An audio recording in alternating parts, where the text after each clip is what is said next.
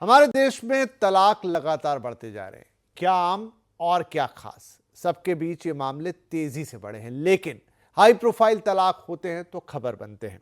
इस वक्त देश में जो तलाक चर्चा में है वो है क्रिकेटर यजुवेंद्र चहल और धनश्री का तलाक।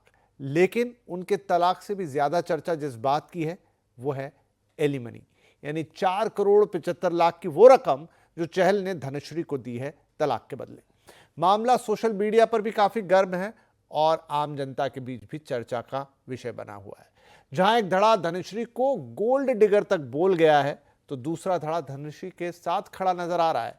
एक धड़े का तर्क है कि धनश्री जब खुद को एक आत्मनिर्भर और सेल्फ मेड महिला बताती हैं और उनके पास उनके अपने आय के उपाय हैं, स्रोत हैं, वो एक कोरियोग्राफर है, तो फिर करोड़ों लेने का क्या मतलब है।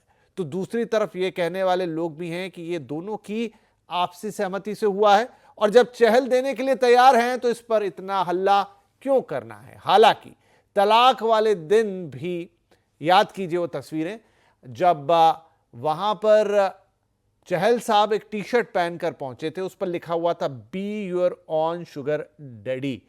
तो खुद उन्होंने इस बहस को हवा दी कि क्या धनश्री ने उनसे पैसों की वसूली की है। Be your own sugar daddy का मतलब है कि अपना खर्चा खुद उठाओ। तो क्या चहल से पैसा वसूला गया और अगर हां तो फिर उन्होंने दिया क्यों। एक और मामला पिछले वक्त में सुर्खियों में रहा, यह था बंगलुरु के आईटी इंजीनियर अतुल सुभाष का, जिनके ऑनलाइन सुसाइड नोट ने पूरे देश को झकझोर दिया था। वहां भी एलिमनी एक बड़ा मसला थी।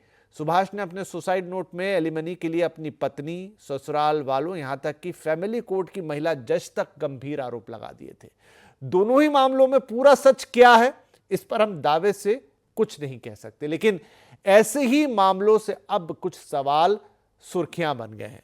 क्या एलिमनी के कानून को अब गलत इस्तेमाल किया जा रहा है? क्या टूटती शादियों के बीच एलिमनी अब एक हथियार बन गई है जिसका नुकीला सिरा पुरुषों की तरफ ही रहता है? क्या इस कानून में बदलाव की जरूरत अब है?